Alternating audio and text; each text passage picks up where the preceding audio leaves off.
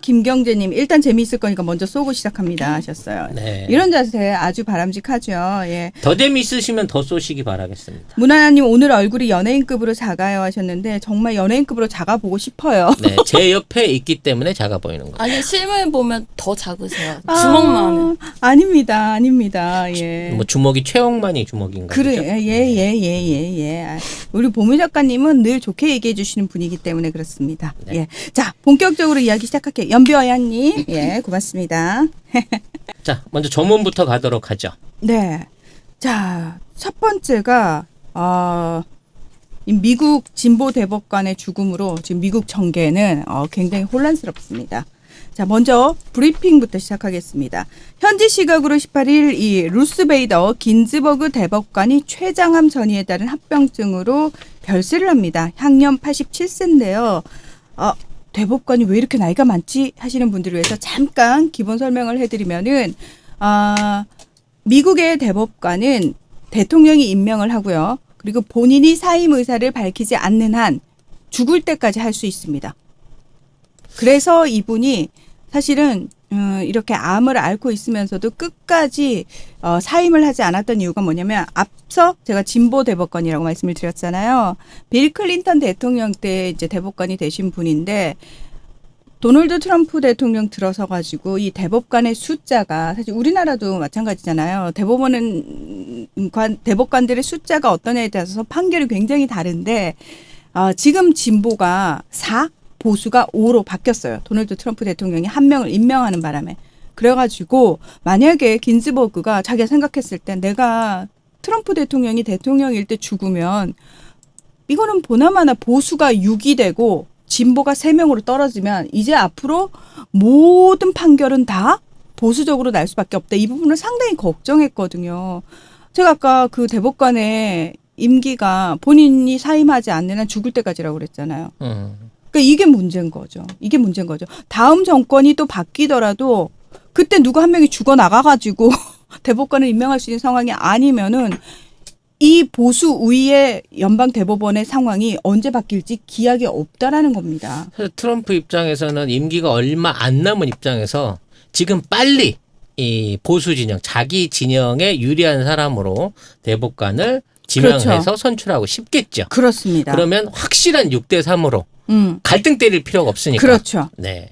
그렇습니다. 그래서 사실은 이 긴즈버그 대법관이 끝까지 버텼는데 결국은 올해 간암까지 발병이 돼서 이분 굉장히 많이 오랫동안 투병을 하셨어요. 2009년에 췌장암 수술, 2018년에 폐암, 그리고 지난해 다시 췌장암, 그리고 올해는 간암이 발견이 됐고요. 이분은 굉장히 입지전적인 인물이라고 할 수 있습니다. 미국 역사상 두 번째 여성 대법관이자 27년간 대법관으로 재직하면서 진보적인 판결로 굉장히 명성이 높아서 진보의 아이콘으로 불렸는데요. 결정이 내려지는 모든 곳에 여성이 있어야 한다. 여성이 예외적인 존재여서는 안 된다라고 얘기하신 분이고 이분이 이렇게 말씀하실 만한 이유가 있습니다. 그리고 긴즈버그 생전에 미 연방대법원의 법관 구성이 여성 3명에 남성 6명이었습니다. 그러니까 남성이 그래도 2배죠. 예. 자, 이분은 컬럼비아대 로스쿨을 수석으로 졸업을 했어요. 하지만 유대인, 여성, 어머니라는 3가지 이유로 굉장히 본인 취업이 힘들었다라고 밝힌 만큼 차별을 겪었던 분이라고 할 수 있습니다. 1933년생이니까 생각해 보세요. 이분이 이제 로스쿨을 다닌 시점이 1950년대거든요. 그러면 1950년대, 60년대 미국은 굉장히 보수적이었다라는 거죠. 그래서 지금하고 분위기가 많이 달랐는데 그 시절에 판사로 임명이 되기가 너무너무 힘들었지만 그 모든 난관을 다 뚫고 대법관까지 오른 인물이다. 그렇게 보시면 될 것 같고요. 이분이 내렸던 결정들 중에서 버지니아 군사학교의 여성 입학 불허에 대해서 위헌 결정을 내렸고요. 남녀 임금 차별 반대, 그리고 동성결혼 합법화, 그리고 사형제도 제한에 찬성을 했고요. 지적 장애인이나 18세 미만의 범죄자에 대해서는 사형을 집행하는 것은 위헌이다. 이런 판단을 내리기도 했었습니다.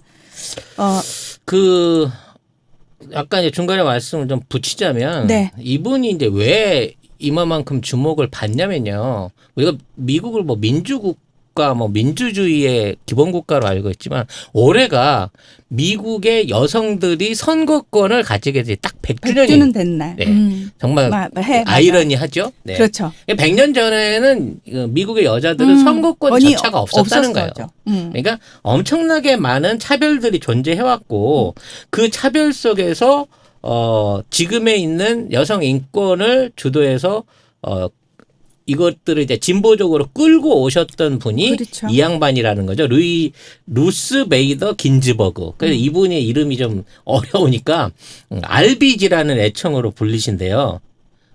키는 이제 155cm밖에 안 되시는 분인데, 이분에 대해서는 미국에 있는 모든 사람들이, 지식인들을 비롯한 일반 서민들이 굉장히 좋아하는 사람이었다는 거죠. 그렇습니다. 예.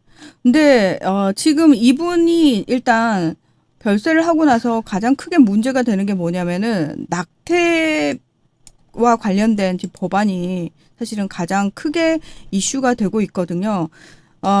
미국 연방법이 여성의 낙태를 합법화했음에도 17개 주, 미국이 총 50개의 주로 구성이 돼 있잖아요. 여기서 17개 주는 여전히 낙태권을 제한을 하고 있습니다. 그러니까 보수적인 성향의 공화당과 기독교를 중심으로 한 종교 단체들은 낙태 반대를 주장하고 있고요. 이에 비해서 좀 더 진보적인 성향의 민주당과 또 여성의 권리를 위해서 싸우는 여성 단체들은 낙태 권리를 옹호를 하고 있습니다. 1973년에 이 로 대 웨이드의 판결로 여성의 낙태권을 인정한 이후에도 미국의 보수파는 낙태에 대해서 굉장히 반대 입장을 고수하고 있는데 문제는 뭐냐면 트럼프 대통령 역시 여기에 대해서 반대 입장을 표명을 하고 있다라는 겁니다. 그러니까 심지어 보수적인 지역에서는 낙태 시술을 어렵게 만드는 각종 규제들을 계속 만들어가지고 이 대법원의 결정에 도전을 하고 있고요. 지난해의 경우 남부와 중서부 주에서 6개월간 58개의 낙태 규제 법안이 도입될 정도로 지금 보수화가 급격화되고 있다라는 겁니다. 따라서 만약에 트럼프 대통령이 또다시 보수 성향의 대법관을 임명을 하게 되면은 이 낙태권 인정된 부분이 뒤집힐 수도 있기 때문에 이 부분과 관련해 가지고 지금 미국의 여성들이라든지 진보적인 사람들 사이에서는 굉장히 좀 우려가 많이 나오고 있는 상황입니다. 실제로 미국 대선에서 대통령 선거에서 몇 가지 쟁점이 되는 게 있어요. 그러니까 누가 나오든 후보에 상관없이 늘 쟁점이 되는 몇 가지 요인들이 있는데 그 중에 하나가 낙태고요. 그 중에 하나가 동성와 관련해서 어떤 입장을 취하느냐. 요거 두 개는 꼭 들어가거든요. 그래서 선거에서 이 낙태와 관련해서 이게 왜 쟁점화 되냐면은 낙태를 반대하는 사람들의 경우에는 뭐 다른 쟁점에서는 저 후보가 나의 뜻과 꼭 맞지 않더라도 낙태를 반대하는 사람이네? 이러면 투표를 한다는 거죠. 그래서 이게 굉장히 지금 쟁점으로 떠오르고 있다는 겁니다.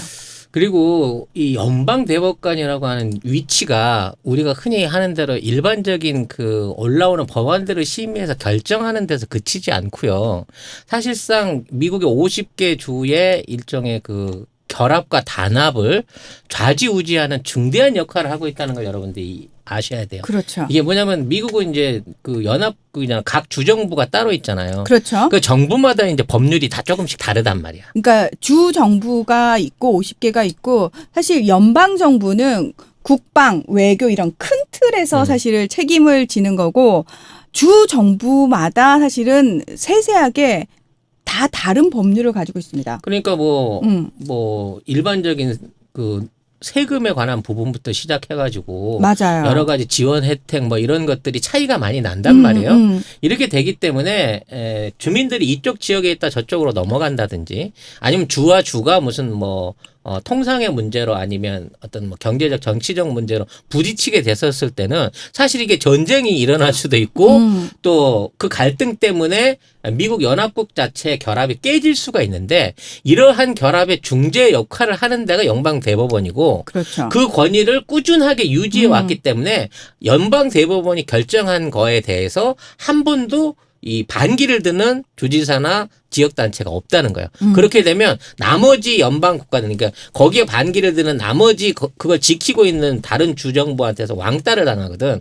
그만큼 이 법원의 존재가 공정하고 그 역할을 잘해주냐 못해주냐에 따라서 각 주들의 이익이 달려있고 그만큼 권한이 엄중하다는 겁니다. 근데 이게 이제 5대4로 어느 정도 왜냐면 이제 5대5는 될 수 없잖아. 9명이니까.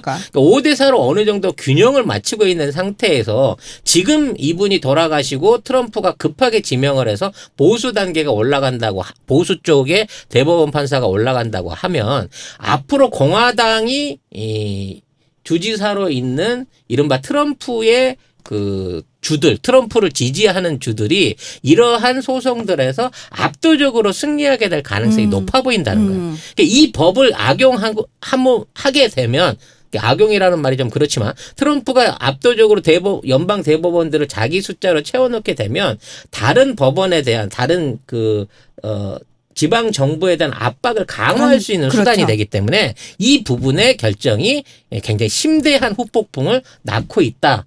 이 존재가 분명히 크다라는 것을 이해하셔야 된다는 거죠. 네, 그리고 이 대통령이 대법관 후보를 지명한 뒤에 상원 법사위에서 검증 절차와 인사청문회를 열거든요. 근데 이 과정이 보통 몇 주에서 몇 개월이 걸리기도 해요. 근데 문제는 뭐냐면 지금 상원은 53대 47로 공화당이 우세라는 거예요. 그러니까 공화당이 그 지명을 누가 됐든지 통과시켜버릴 수 있는 그렇죠. 숫자를 갖고 있는 거죠.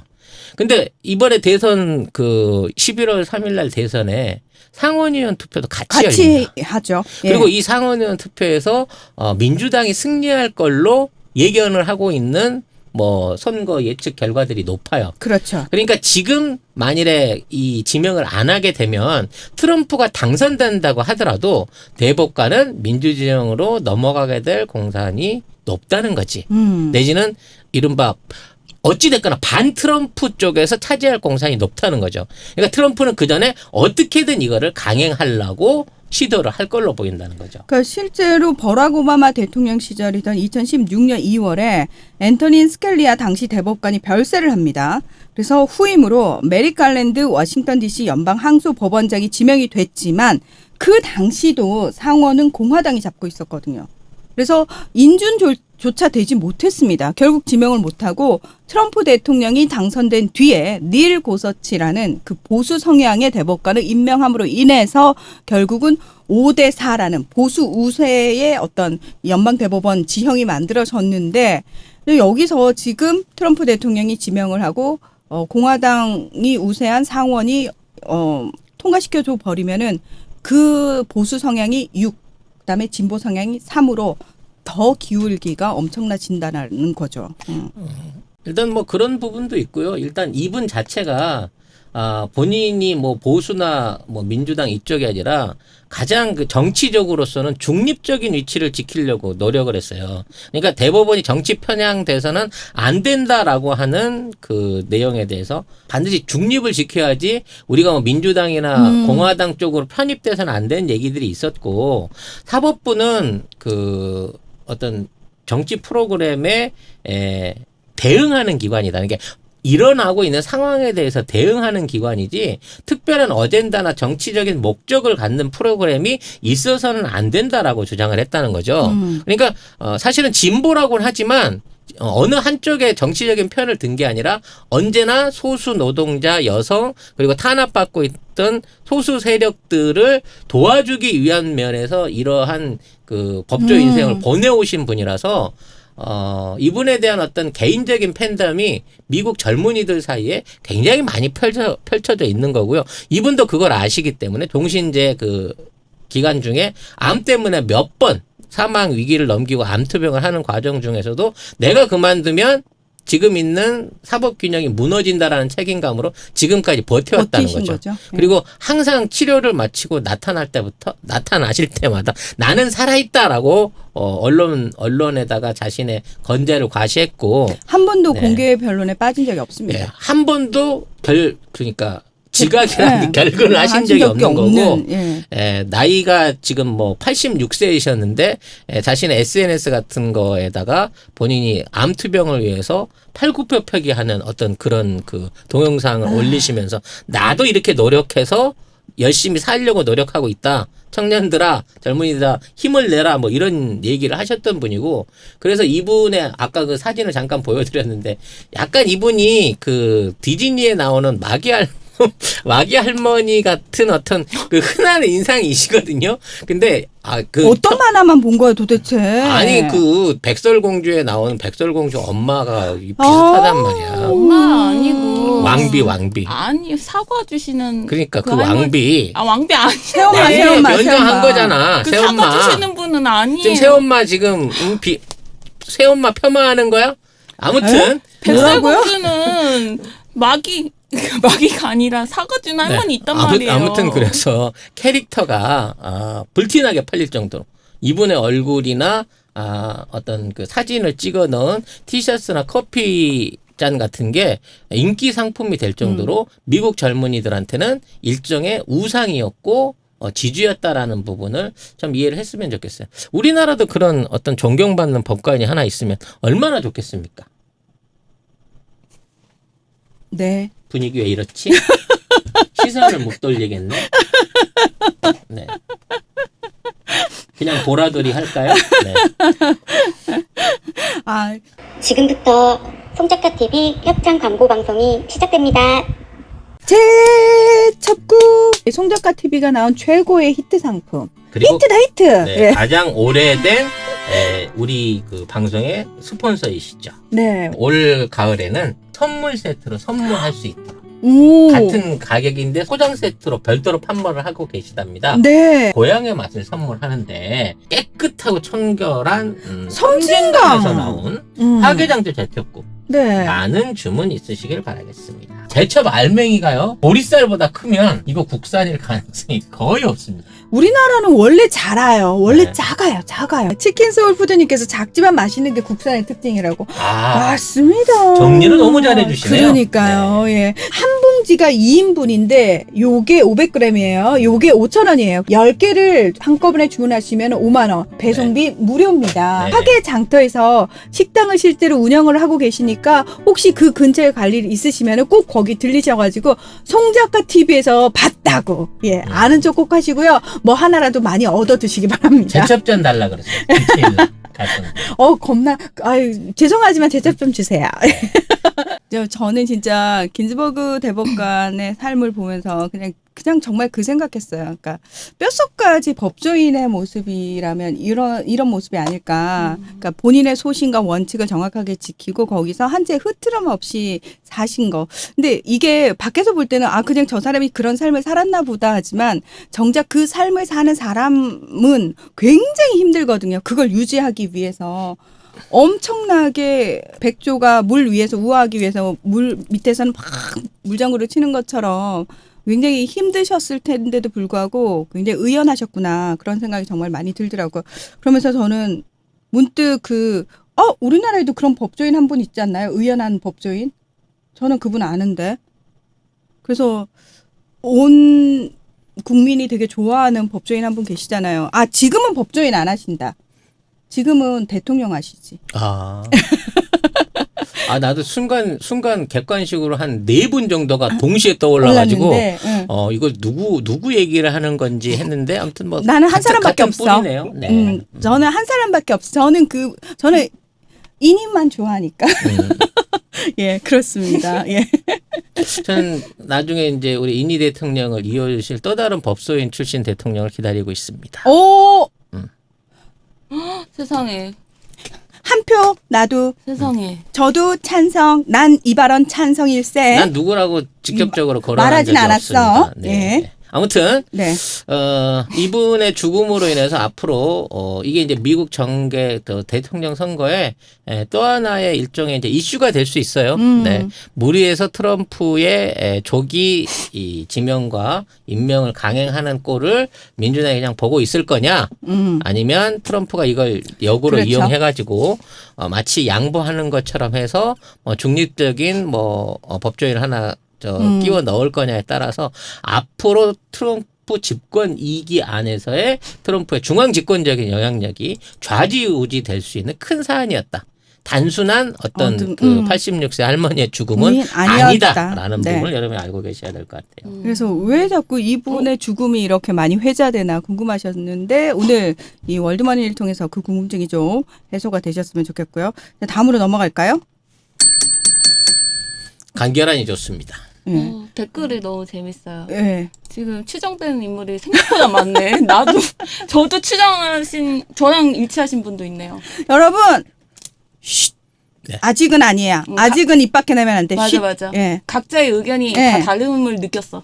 그러나 지금은 모두 의견이 다르더라도 나중에 만약에 한 분으로 모아지면 우린 그분을 모두 한 마음으로 응원해야 됩니다. 맞아. 법, 법조인이라고 그러니까 너무 많이 연결이 돼가지고 아까 문사장님이 말씀하실 때 저도 좀 추리는 하고 난 이니 바보야. 야, 허국국님이 청기는 함부로 누설하는 게 아니라고. 네. 그렇습니다. 예. 쉿, 쉿, 쉿. 예. 예. 그렇습니다. 우리끼리만의 비밀. 예. 마음속에 꼭꼭 넣어도.